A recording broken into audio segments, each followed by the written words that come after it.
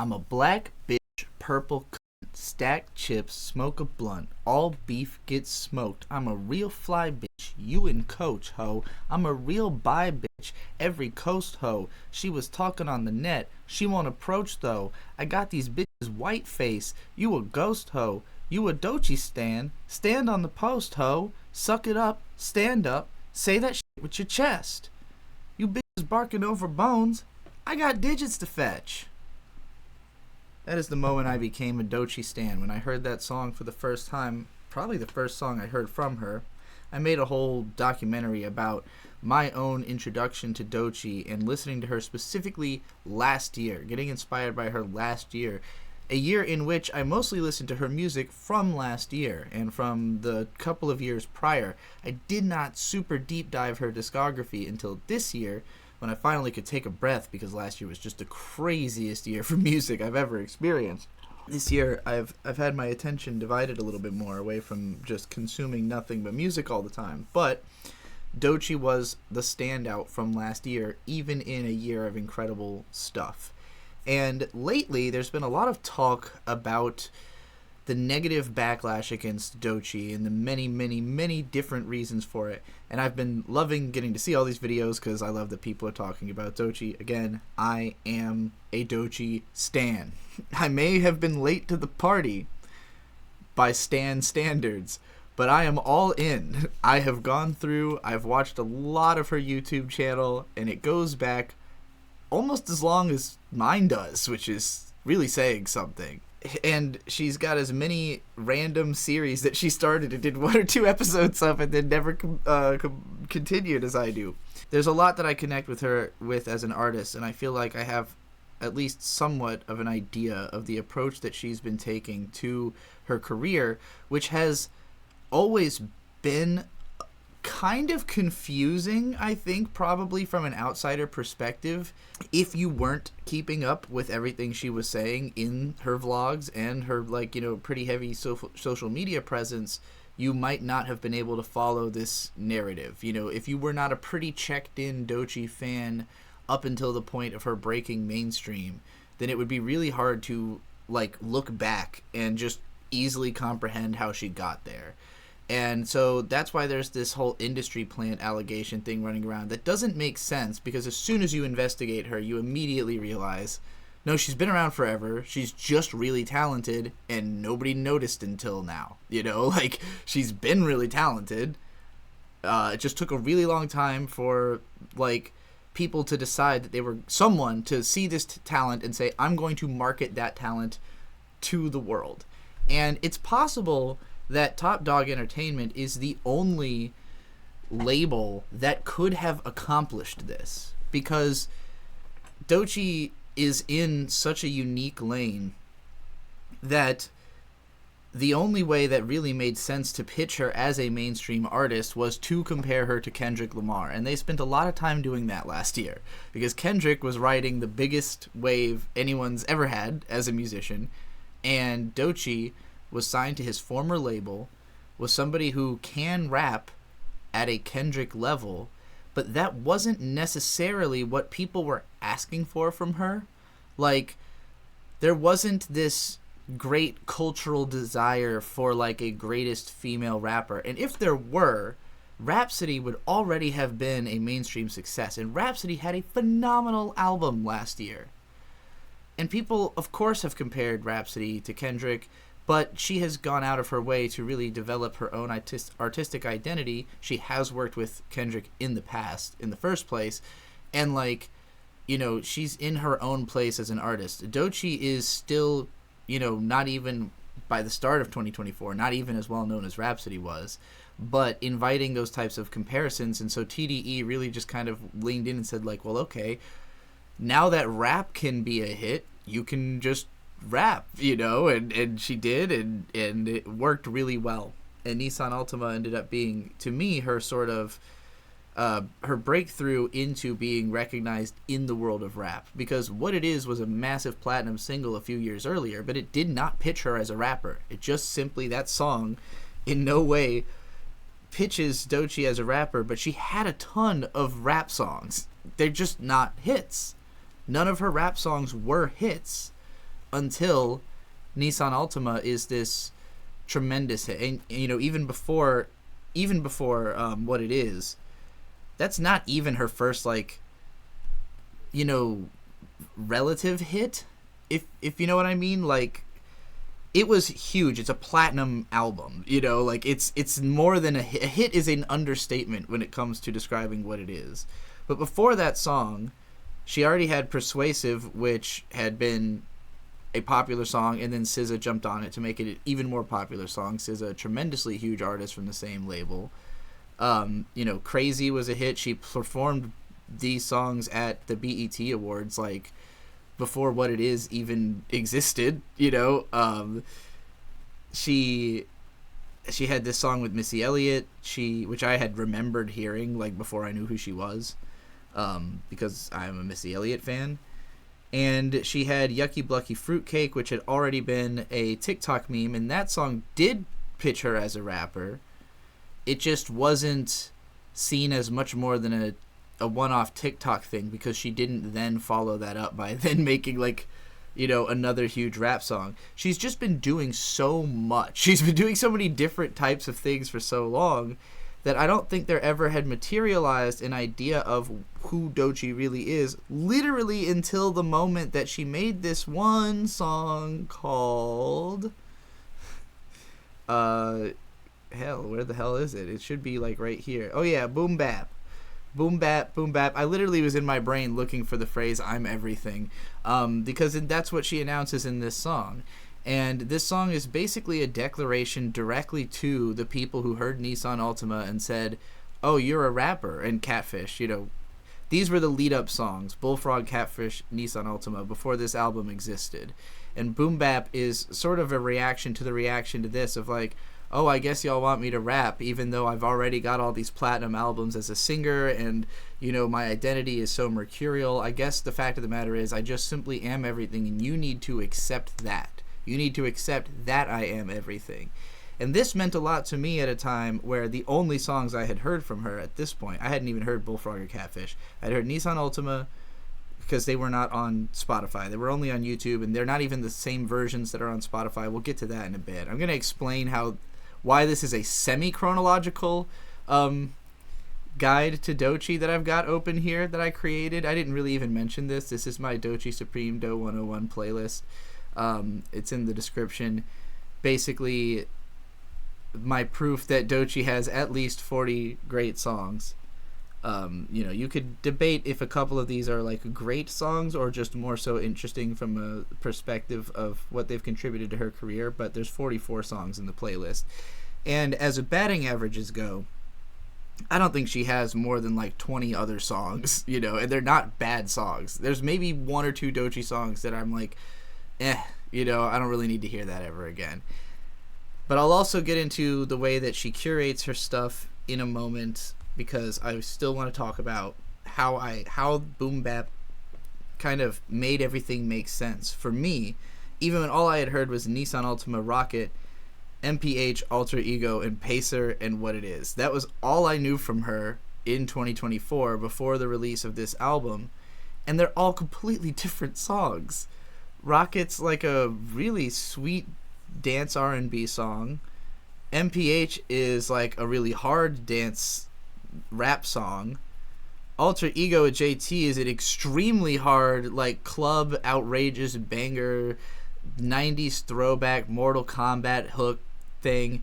Pacer is heavy horrorcore. I made a whole video about heavy horrorcore hip hop and how this song basically, like, you know, is one of my favorites in the genre, even though it's the only one she's done that's really fits that description.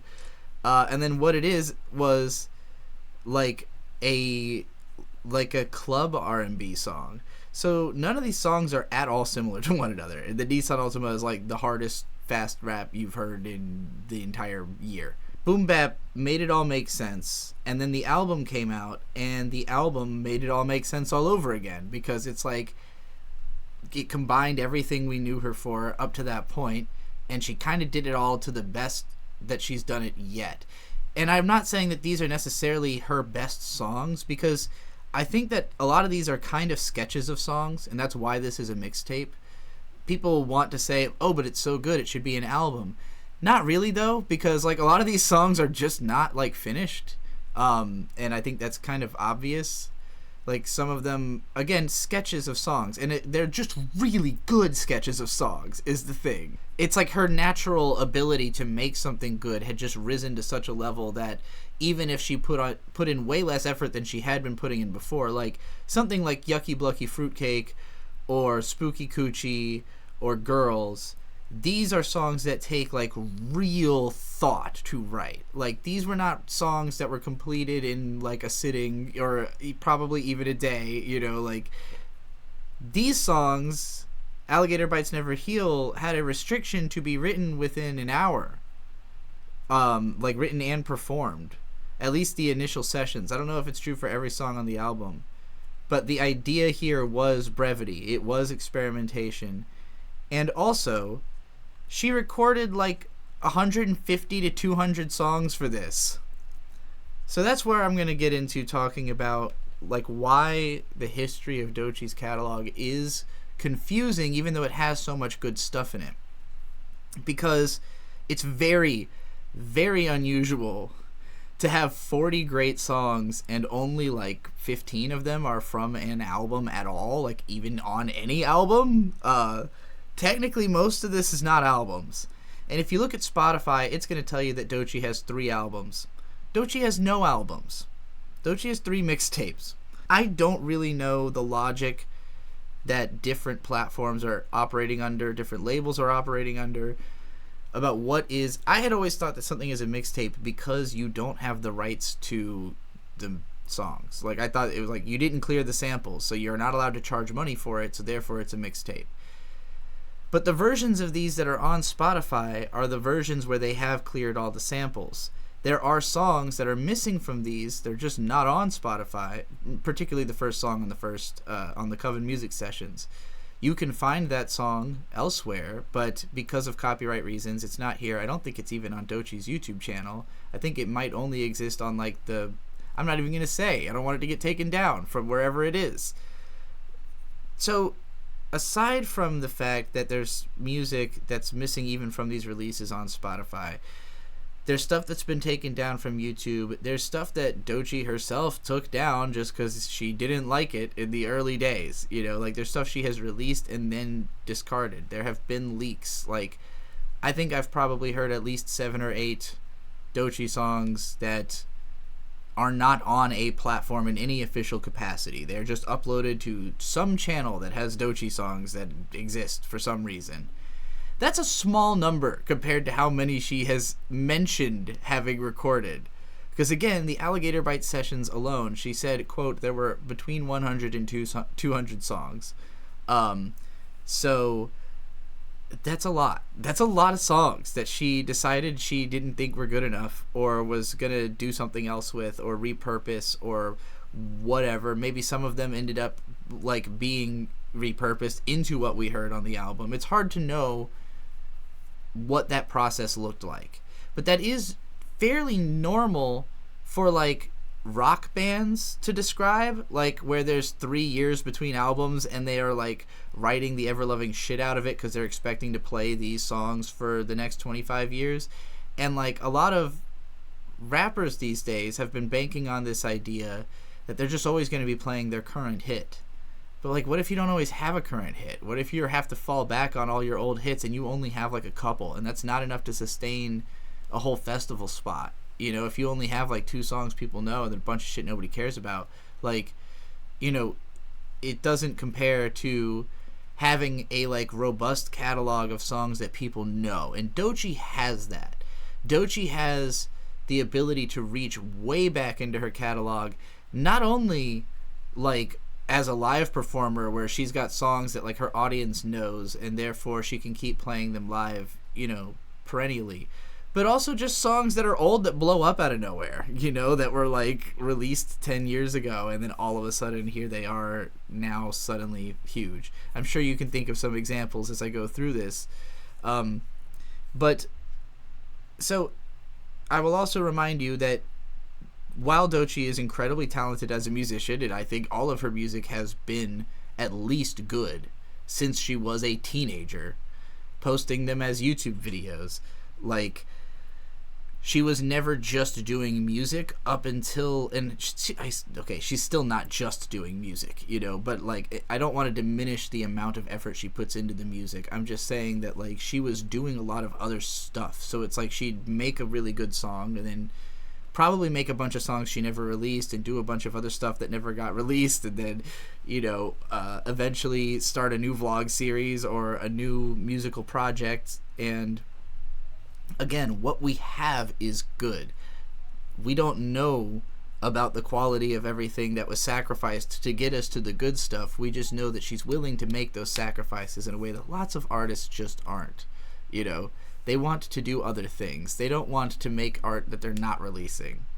So early into her YouTubing, she had just kind of released a song every so often as a video in between the other videos, and at some point she collected those into the Coven Music Session Volume 1. And the version that we have on Spotify, I don't even think is the same as the original Coven Music Sessions collection, because again, it's missing a song, and I don't know if any of these were re-recorded from that time, but I mean, I assume that this was like a TDE, cleared the samples, and then put it out after she had been signed to their label so that she would have more of her good music up on Spotify. But even in Coven Music Sessions Volume 1, the version of Spooky Coochie that we have is a live version, because Spooky Coochie had already been her most popular off-album single, and she didn't even put it on the album. She just put a live version of it, which I really like because it implies that she's already popular, that she already has hits before her first mixtape is out. Her first mixtape has a live performance where everyone in the crowd knows the words to the song already. How? This inspired me. I have a song on one of my albums called Ridiculously Adequate Performance, which I made basically because Doechii threatened me as a rapper. Her existence made me think I have to really step up my game to justify my presence in hip-hop. And I made this song called Frolic, where I did 40 vocal tracks to simulate the effect of a whole crowd, you know, doing the vocals with me. And I kind of gave each of them their own, like, personality. So it was just this ridiculous sounding thing, but, like, it was inspired by the way that this actual live performance sounds, and how much I would wish that people knew my lyrics well enough that I could pull that off. Mine's the escapist fantasy version of what she actually did. But yeah, Spooky Coochie already existed, and I know that Girls already existed before that and was already her first popular song from SoundCloud. And I don't know which one of these songs actually came first. Also, again, most of them have been re-released in one form or another. And so even some of the songs I have on here, there are older versions on Spotify. I just chose whichever one sounds best for this playlist.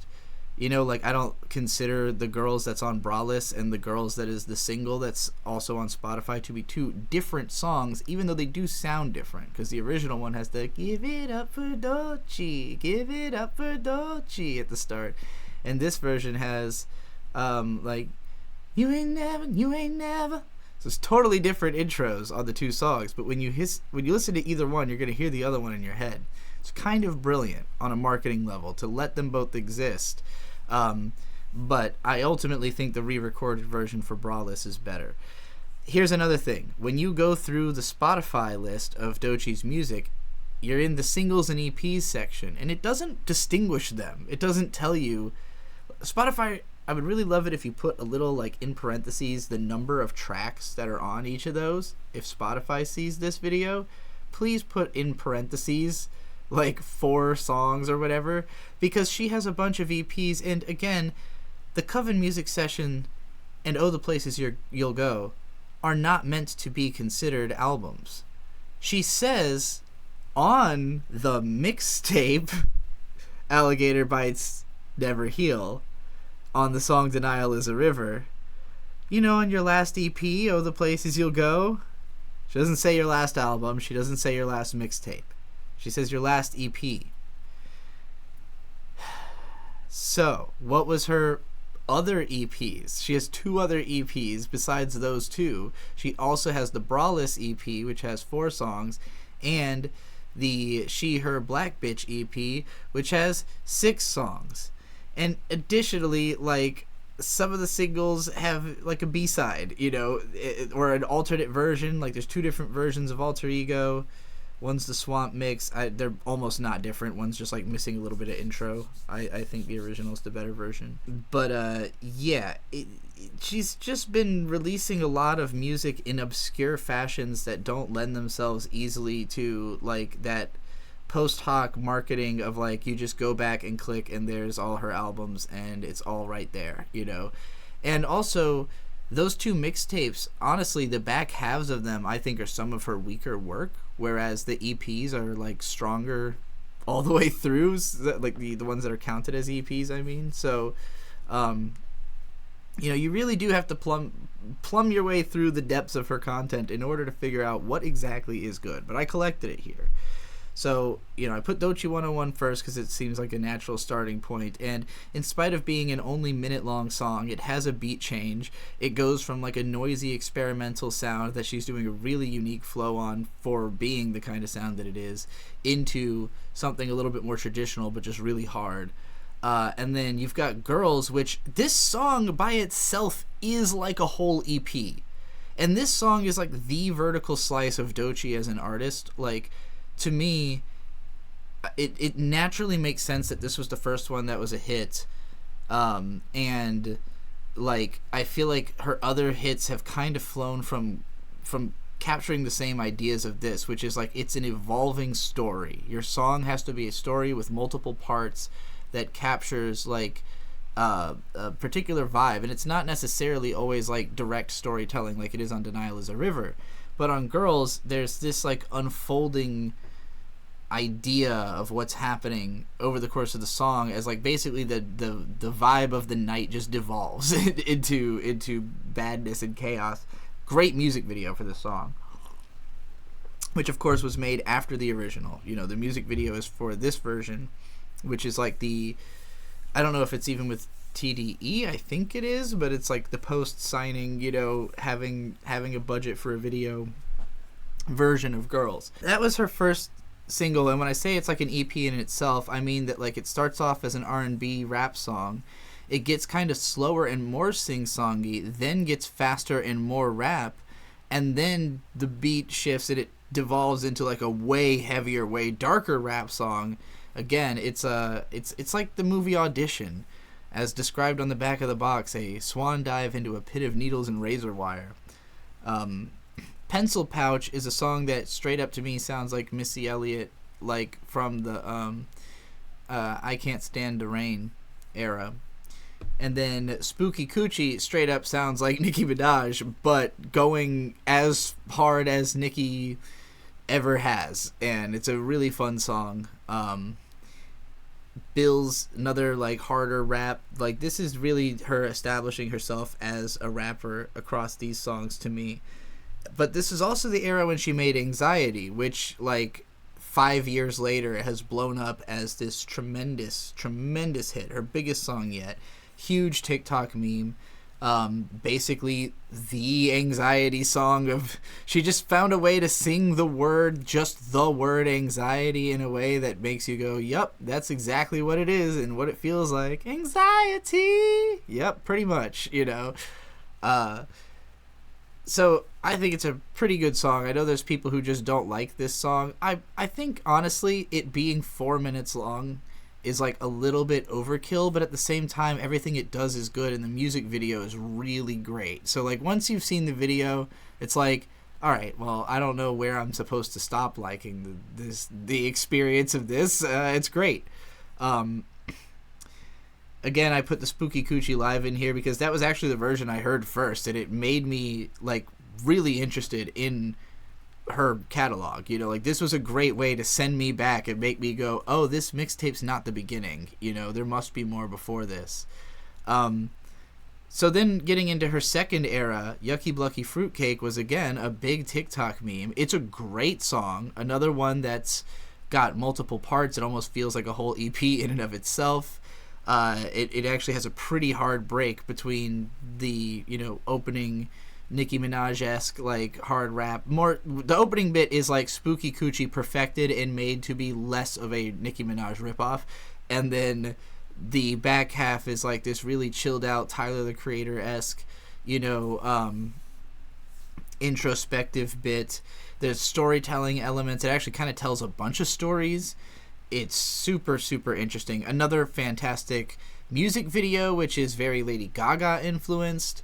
And I think that Doechii's ability to, like, she takes very clear influences. Like, whoever she's copying, she's really copying them. It's just that she copies such a weird variety of, artists all into one place.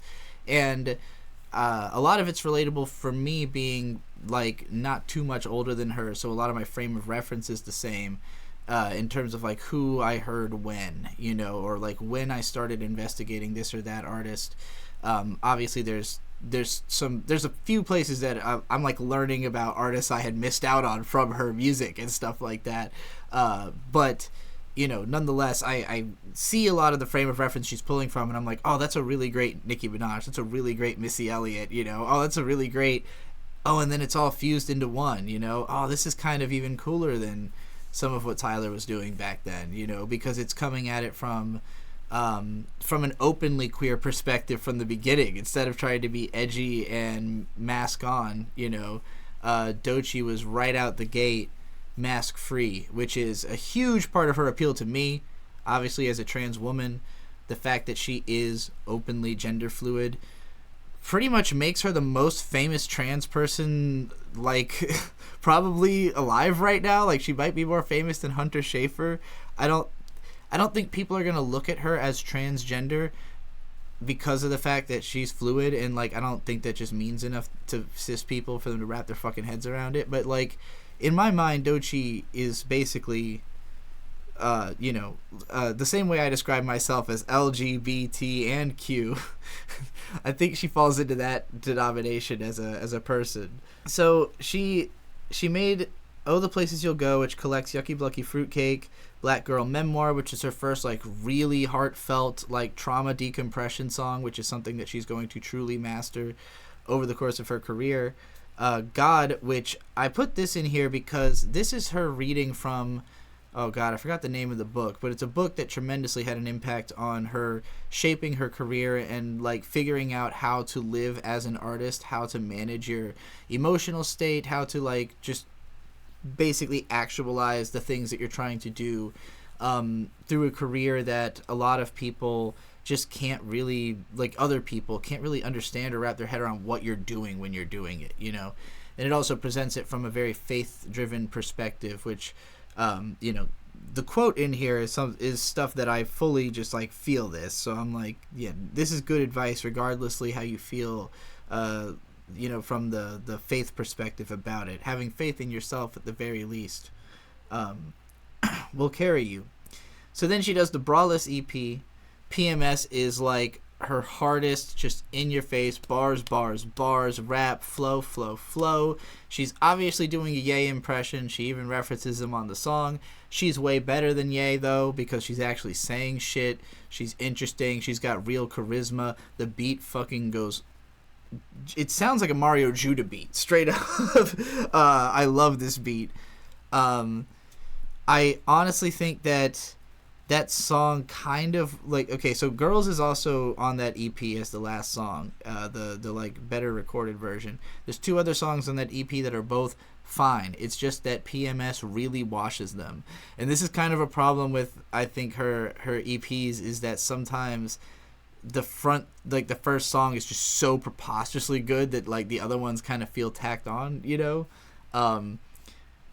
She did this single with Missy Elliott, BIA, and David Guetta. I think it's really fun. Bounce that shit to the flow, trampoline.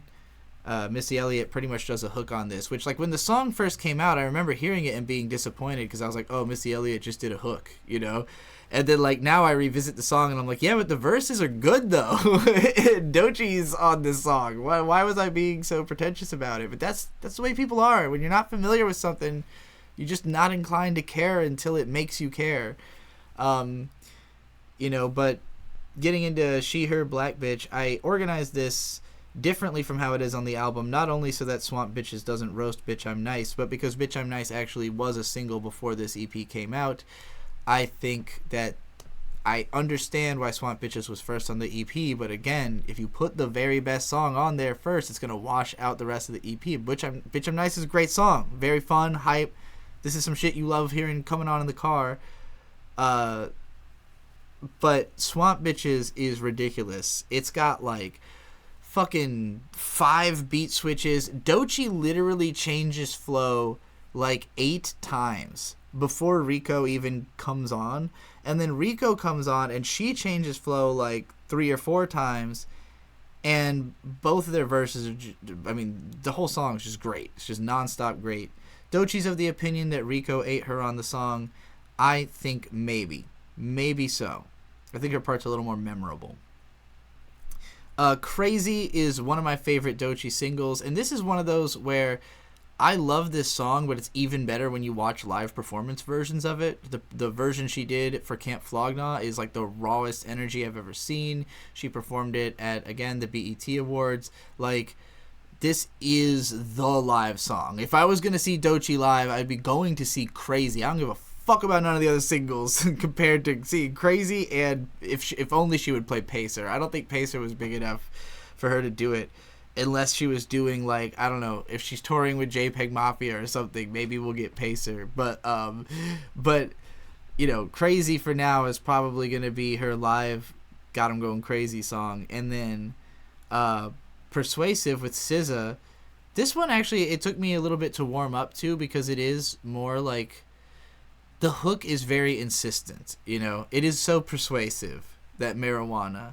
But it's a smoking song. If you're not going to be smoking to this song, it's not going to hit the same way. Another song that has multiple versions, Stressed. The original album version of Stressed, or EP, wherever this one came out, it's good. But the Colors Show version, just the way her voice is, she sounds so much more sincerely emotional and stressed in that moment. Feels like she's really drawing on something, and this isn't even my favorite version of it, because there's another live performance version that exists on her YouTube channel that has this badass swamp set, and she kills it even harder in that one, in my opinion. It would be nice if they added that to Spotify too. But this is also a good one. This is by far the best collaboration I think Doechii's done, and so I have to say, even though I'm a Doechii stan, I'm not going to sit here and tell you that Doechii never misses. Obviously, she misses plenty that she doesn't release.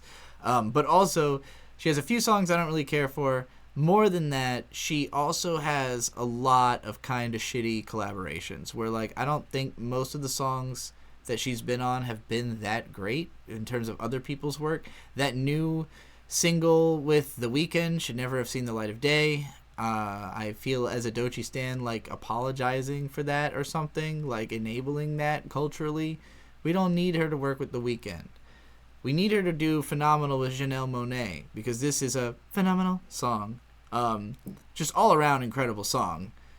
Doechii just also happens to have an incredible feature on it. So yeah, I'm really glad that I found out about this song because Doechii's on it. Like, I probably wouldn't have even heard this album, but I really like it. So then you got What It Is. This is, again, her Super Platinum album, the one that had Kodak Black on it. They also released a version without him. Here's that one, and it's sped up. I don't really think this is one of her better songs. I really included this more because of the cultural relevance of it being a platinum hit. It's got a great hook. I think the verses are just okay. It's never... It's again, it's like one of my least favorite out of these 44 that I have in this list, but it's still a good song. Pacer, on the other hand, is like my favorite Doechii song, and it's just the hardest, darkest horrorcore thing I can imagine. I really, really like it. She just absolutely brings the like metal trap voice in a way that only other than her has Rico really accomplished. I honestly think that she has one of the best metal trap vocals period in the genre. I think there's not a lot of people who can really do metal trap vocals well, and the way she just entirely sounds like she's eating the mic on this song. And then to go in such a different direction on Alter Ego but still be like just as hard, it's hard for me to decide like which of these is a more chaotic and intense song overall, because Pacer is like heavier, but Alter Ego has that no no no no no boo boo bitch, which is like insane, you know. It makes you feel like you're going crazy. In spite of MPH being like a fairly high tempo, you know, upbeat dance song, it still feels like it feels like almost kiddie compared to how intense Alter Ego is. And then Rocket is like super nice. It's like this really pleasant, really groovy, like subtle dance song with just like really wise, interesting lyrics. I had honestly thought, because the first two songs I heard from her were Nissan Ultima and Rocket, I thought for sure Doechii was older than me. Like, because of the lyrical content of these songs, I thought she was for sure at least a little bit older than me. I did not expect her to be somebody who's like 6 years younger than me based on the things she's saying and the perspective she's sharing in songs like this. And then, of course, finally, we get to Alligator Bites Never Heal. And I'm not going to go over this whole album because it's great. I mean, mixtape. You already know it's great. I think there's some underrated songs on here. I think we all know Catfish is absolute. We all know Bullfrog rules. We know Catfish rules. We know Nissan Ultima. We know Boom Bap rules. Stankapoo's great. Boiled Peanuts we know is legendary. Denial is a River, legendary. Huge single. Actually kind of her real breakthrough single that everybody kind of clicked in and knew her for. Like, that was when it became, oh, Doechii, yeah, she's the one who makes the story songs about, you know, and like has all the stage set up and everything. Skip is super underrated. Hide and Seek is super underrated. Wait is super underrated. Death Roll and Profit are super underrated. GTFO is really fun. Slide is fun. Fireflies is a good sex makeout song. Beverly Hills is super underrated. Actually, like a goated song. Alligator Bites Never Heal. This song, actually, funnily enough, because it shares the name with the album, is one of the bigger songs on it in terms of like Spotify plays. And it's really, really good. It's really subtle and soft. It barely even has Doechii on it, like vocally, but I have it on my Cypher Over This playlist. And then, of course, she collaborated with Tyler. I think the song is fun. I don't think it's as good as she is like on her own most of the time, but it's a good song. It was a fun thing to have on Chromacopia. It has a good placement on the album. She won a Grammy and made this incredibly hard "Na Na Na Na Boo Boo Fuck Y'all I Won" song, which was really hilarious. This came out literally like an hour after the Grammy, so obviously it was premeditated. Pull this trigger if I win, you know. And then I really like her song with Jenny. I know a lot of people don't like that she's the like K-poppers who rap or whatever, but a lot of the collaborations that Doechii does are just with like other really hot girls who are also bisexual. So I think there's maybe more of the motivation is like, I'm gonna go hang out with this hot girl than necessarily that we're gonna make like an amazing song out of it. But I really liked this one. Jenny and Doechii, I thought their collab was really strong. There's other ones where it's like the song's okay, the video's hot, you know, the song's okay. But this is 44 songs from Doechii that I really like. Like, not just that I like a little bit, not that I think are okay. I left those ones off. These are 44 songs I really like. There are lots of artists with one song that I really like, or no songs that I really like, or 2, or 5, or even 25, or even fucking 30. There's not a lot of artists with 44 songs that I really like, and most of them are not on Alligator Bites Never Heal, because that album only has 18 songs on it, and is not a great song. So I left it off, even though I included literally every other song on the album, I think. You know, I could have left off Bloom, but I like the message of it, so I can't really say that it's not a great song. I think I like hearing it, so, particularly in the context of a 44 song long playlist of greatness. All right, I think I've overstayed my welcome at this point. Please go to my link tree. Please listen to my music. My album Neverwinter Norfolk is basically my attempt to not embarrass myself anymore in a world where Doechii exists, and I think I did a pretty good job. So go to trialofthegoldenwitch.bandcamp.com to listen to my music. You find the rest of the information in the link tree. All right, y'all. That's it. Thanks for listening. Goodbye.